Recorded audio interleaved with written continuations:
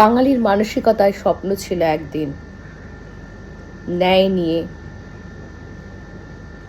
ন্যায় বিচার পাবে মেয়ে, হবে সকলের সমান অধিকার। কিন্তু আজ দেখছি বাস্তবের মানচিত্র।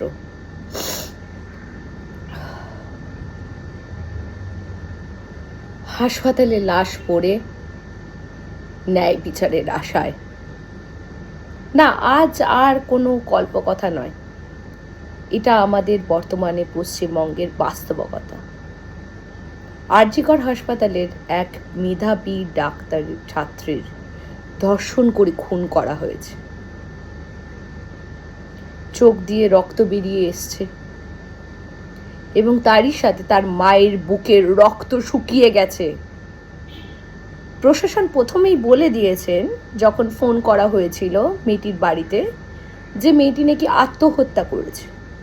কিন্তু পোস্টমর্টম রিপোর্ট ধীরে ধীরে উন্মোচন করলো এক সাংঘাতিক, নিদারুণ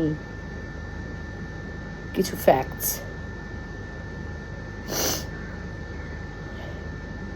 একটি মেয়ে তার সারা জীবন উৎসর্গ করেছিল রোগীর সেবায় নিজেকে নিয়োজিত করবে বলে।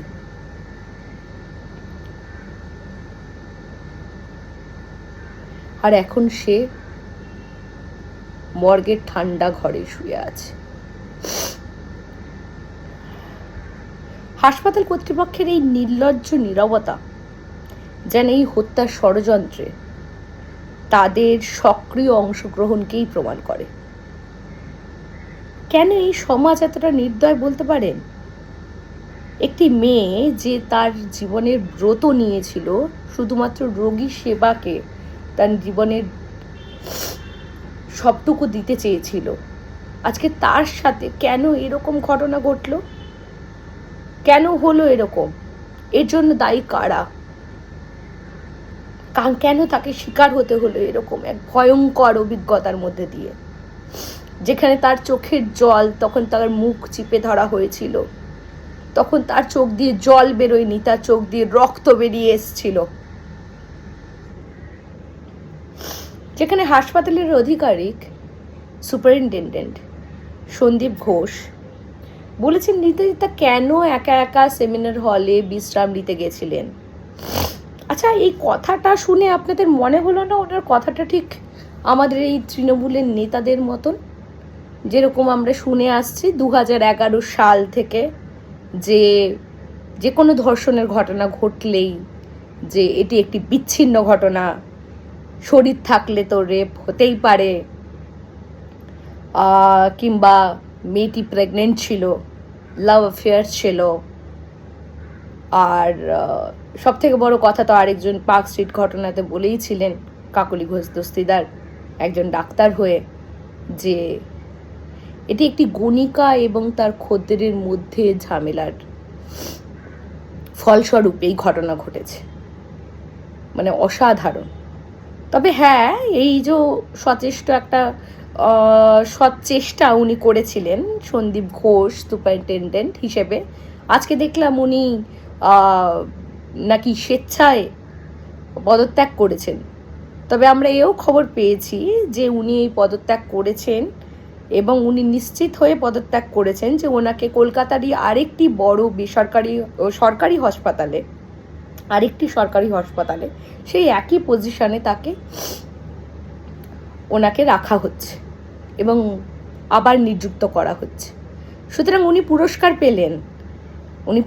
পেলেন এই ধরনের ঝুড়ি ঝুড়ি মিথ্যে কথা বলার জন্য। উনি পুরস্কার পেলেন একজন নির্যাতিতাকে সে লাস্ট মোমেন্ট অবধি ধামাচাপা দেওয়ার জন্য, হাসাপ করার জন্য আসল ঘটনাকে। আমরা আজকে এই কোন সমাজের মধ্যে দাঁড়িয়ে আছি বলুন তো, যেখানে একজন মেধাবী ডাক্তারি ছাত্রী এবং একটি সাধারণ পরিবারের মেয়ে, তাদের ফ্যামিলি, তাদের পরিবারের লোকজনের আর্তনাদ সব কিছুকে উপেক্ষা করে শুধুমাত্র রাজনীতি করা চলছে। রাজনীতির শিকার হয়ে তার পুরো এই যে ভয়ঙ্কর নির্যাতনকে তাকে সম্পূর্ণভাবে মিথ্যে প্রমাণ করার চেষ্টা করা হলো, আত্মহত্যা বলে চালানো হলো। কিন্তু পোস্টমর্টম রিপোর্ট আসল কথা বলে দিয়েছে। জানা গেছে যে তার যৌনাঙ্গে একাধিক আঘাতের চিহ্ন, তার মুখে, তার ঠোঁটে, তার বুকে, তার গলার যে বোন থাকে সেই বোনটি ভাঙা হয়েছে, অর্থাৎ শ্বাসরোধ করা হয়েছে তাকে। এইভাবে ভয়ঙ্করভাবে, বিভৎসভাবে তার উপর অত্যাচার করে তাকে মারা হলো, ধর্ষণ করে তাকে মারা হলো। আজকে এই পোস্টমর্টম রিপোর্টের জন্য বোঝা গেল যে প্রথমে পুলিশ এবং তারপরে হাসপাতাল আধিকারিকরা কিভাবে এই পুরো ঘটনাটাকে ধামাচাপা দেওয়ার চেষ্টা করেছিল। ডক্টর সুবর্ণ গোস্বামী কালকে খুব একটা ইন্টারেস্টিং ইনফরমেশন দিয়েছেন। তিনি বলেছেন যে নির্যাতিতার পরিবারকে মোটা টাকা অফার করা হয়েছিল যাতে তারা নিশ্চুপ থাকেন, নিস্তব্ধ থাকেন, নীরব থাকেন।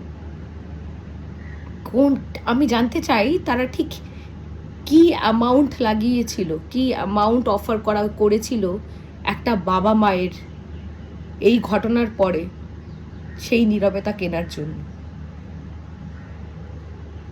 ঠিক কি কিনতে গেছিলেন ওনারা? আমরা আজকে খুব বিশ্বস্ত একটি সোর্স থেকে খবর পেয়েছি যে সরকারের, টিএমসি সরকারের একজন এমপির খুব ঘনিষ্ঠ এক আত্মীয় এই ঘটনার সাথে যুক্ত। কারণ পোস্টমর্টম রিপোর্ট ক্লিয়ারলি বলছে এটা একা কোনো একজনের কাজ নয়, এটা একটি গ্যাং রেপ এবং একাধিক সিমেন্ট স্যাম্পেলও পাওয়া গেছে। আমি যে কথাগুলো বলছি সেই কথাগুলো আমি এমনি হাওয়ায় বলছি না, সেই কথাগুলোর প্রত্যেকটা মিডিয়া রিপোর্টস আছে। আমি এই ভিডিওর শেষে নিচে সেই লিঙ্কগুলোকে পোস্ট করে দেবো।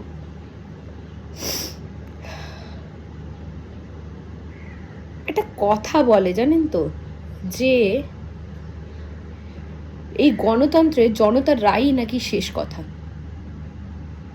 আর আজ এই গণতন্ত্রের মঞ্চে একটি মেয়ের জীবন, একটি মেয়ের স্বপ্ন, একটি মেয়ের অধিকার, তার পুরো পরিবারের সমস্ত স্বপ্ন, সমস্ত কিছু ছিনিয়ে নিল এই দুর্বৃত্তের দলেরা, এবং তাদেরকে আড়াল করার এক ভয়ঙ্কর প্রচেষ্টা চলছে। আমরা চুপ থাকবো না, ভারতীয় জনতা পার্টির কার্যকর্তারা চুপ থাকবে না। আমরা প্রত্যেক দিনের জন্য লড়াই করব। আজকে আমার এই প্রিয় শহরে, এই রাতের শহরে আজকে ছেলে মেয়ে কেউ সুরক্ষিত নয়। কিছুদিন ঠিক এক বছর আগে 9 তারিখে 1 বছর হলো, নিশ্চয়ই মনে আছে, যাদবপুরে স্বপ্ননীল বলে একটি ছেলেকে